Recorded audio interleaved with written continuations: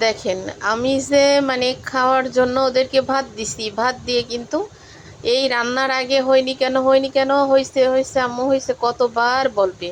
আর যখন রান্না হয়ে যাবে তখন মনে হয় 5 মিনিট আমার দাঁড়ায় থাকতে হবে ওদের ভাত নিয়ে, যে খাওয়ার জন্য ডাকতে হবে। ছেলেমেয়ের যে কি একটা বাজে অভ্যাস হয়ে গেছে। আর একটা প্লেটে যে ভাত খুলি, মানে আপনারা হয়তো মনে করতে পারেন যে একটা প্লেট আমি প্রতিদিন ভাত খুলি, আসলে কিন্তু একটা প্লেট না, এর আমার 6টা প্লেট, আর হচ্ছে 5টা মানে গামলা সেট বাটি, আর হচ্ছে 2টা, একটা ভাতের চামচ একটা তরকারির চামচ।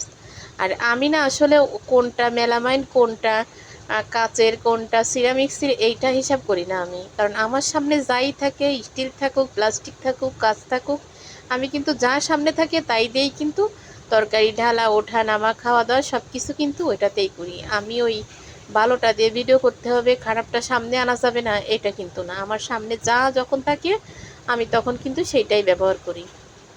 তো এই যে রান্না করলাম, চুই ঝাল দিয়ে পাঙাশ মাছ ভোনা করলাম, পরে ভাবলাম একটা আলু দিই, পরে একটা আলু কেটে তারপরে হচ্ছে পাশতে পাশতে দিয়ে দিছি।